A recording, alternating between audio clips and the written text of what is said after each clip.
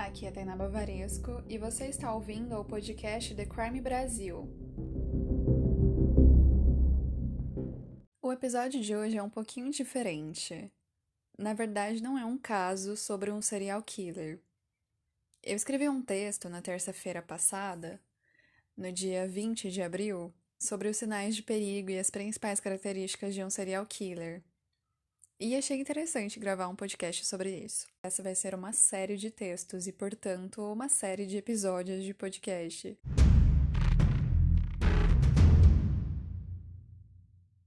Antes de tudo, é importante sabermos a origem do termo serial killer, que até pouco tempo atrás, historicamente falando, os assassinos em série não tinham uma categoria específica de que tipo de criminosos eram para serem colocados.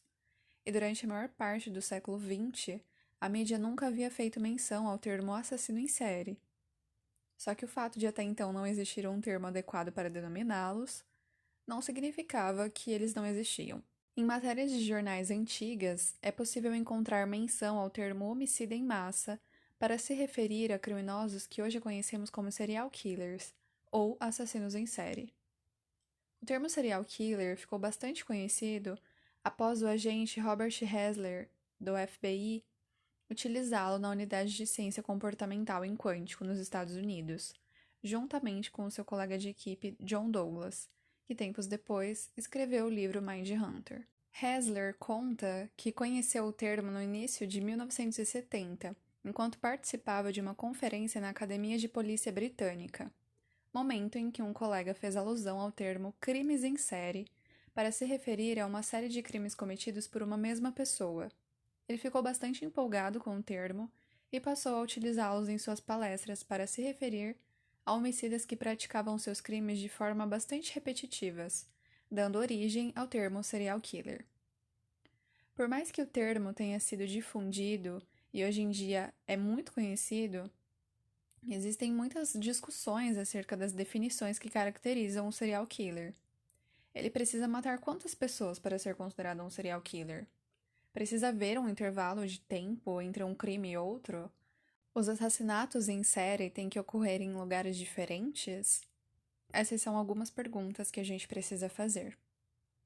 E bom, depende muito de cada caso, mas uma coisa nós podemos afirmar com certeza é que sim, o lugar e o tempo em que os crimes são cometidos são bem importantes para conseguirmos diferenciar os assassinos em massa dos assassinos em série. Pois os assassinos em massa são indivíduos suicidas que exterminam um grupo de pessoas de uma vez só. Conhecemos esses casos como massacres, aqueles em que alguém adentra um local e atira em todos que estão ali, matando qualquer pessoa sem ter uma vítima específica ou pré-definida. Eles normalmente são tomados por um lapso de loucura e decidem matar qualquer pessoa que aparece em seu caminho. Já os assassinos em série passam seu tempo fantasiando sobre dominação, sobre tortura e assassinato. Quase sempre, a finalidade do crime tem contexto sexual, e a sua excitação atinge o clímax com o sofrimento das vítimas. Isso acaba se tornando um ciclo vicioso, pois, de modo geral, o assassino em série não consegue controlar os seus impulsos sádicos, que muitas vezes são acompanhados por uma desordem crônica e progressiva que passam por alguns estágios. E agora eu vou listar esses estágios. A primeira é a fase áurea, quando o assassino começa a perder a compreensão da realidade.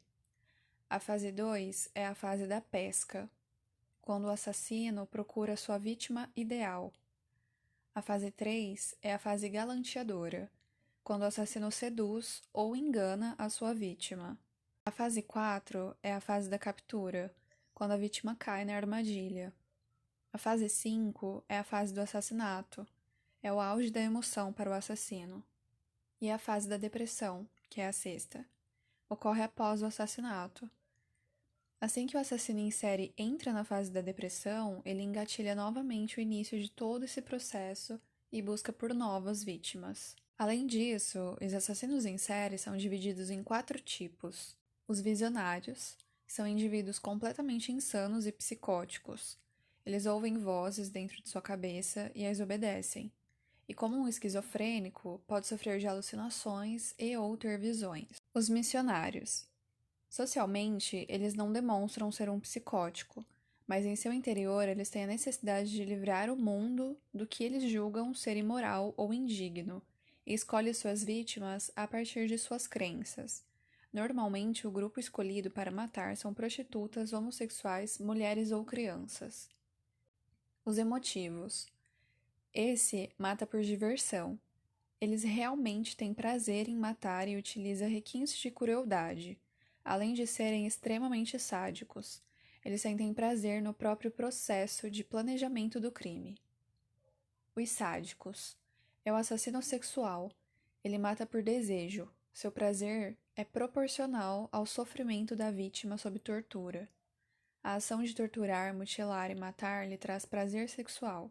Canibais e necrófilos fazem parte desse grupo. Existem outros aspectos psicológicos que muitos assassinos em série têm em comum, tanto em seu modus operandi quanto em seu passado.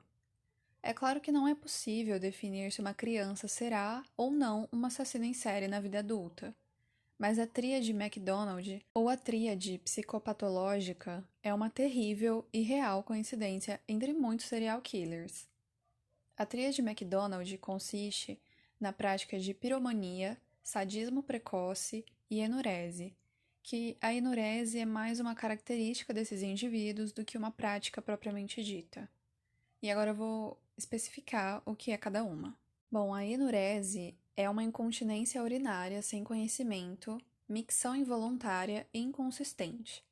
É muito comum que crianças pequenas acabem por urinar na cama durante a noite, mas quando esse problema persiste durante a puberdade, pode ser um sinal de distúrbio mental significativo e até mesmo perigoso. De acordo com os estudos realizados pela Unidade de Ciência Comportamental do FBI, 60% dos assassinos em série sofriam desse distúrbio na adolescência. A piromania. Piromania é um distúrbio mental no qual o indivíduo produz incêndios por prazer. É uma prática que muitas vezes começa na infância. Essa vontade parte de instintos destrutivos que não conseguem ser controlados. Alguns dos mais notórios serial killers foram incendiários juvenis.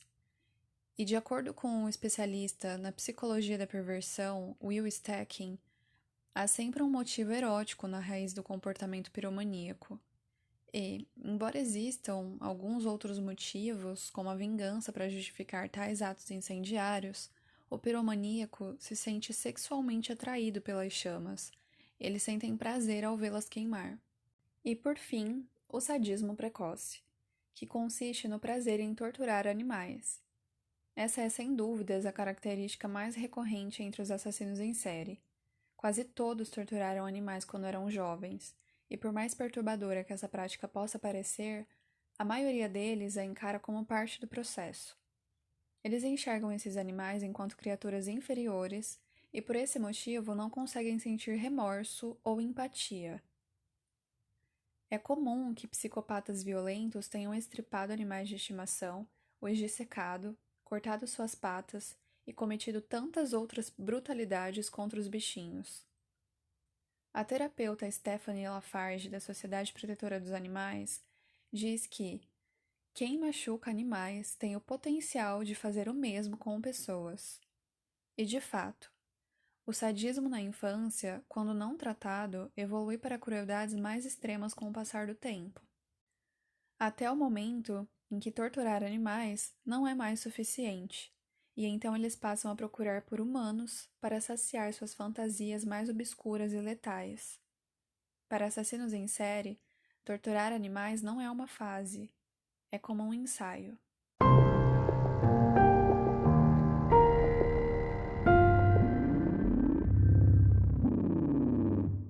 E essa foi a parte 1. Eu ainda não sei quantos textos eu vou escrever sobre e, portanto, quantos episódios do podcast, serão. Mas eu comecei pelos sinais de perigo, as principais características. Eu ainda quero escrever sobre a análise de cena de crime, como traçar, perfis criminais e outras coisas que tem nos livros que eu usei como referência que eu vou falar agorinha. São eles: Serial Killers, Louco ou Cruel, da Ilana Casoy, editora Dark Side Books. Anatomia do Mal, o dossiê definitivo sobre assassinos em série, do Harold, editora Dark Side Books também. E o livro Mindhunter, o primeiro caçador de serial killer americano, do John Douglas e do Mark, editora Intrínseca. Os links de compra dos livros estão lá no The Crime, no blog thecrimebrasil.com.br. Espero que vocês gostem dessa série de episódios mais curtinhos sobre essas características e análise de cena de crime, como traçar perfis criminais. O Instagram do The Crime é The Crime Brasil. O meu é Tainá Bavaresco. Eu vou deixar os links na descrição desse episódio, como sempre. E, inclusive, o link do blog para vocês irem lá ler os textos que tem por lá. É isso, muito obrigada por me ouvir até aqui.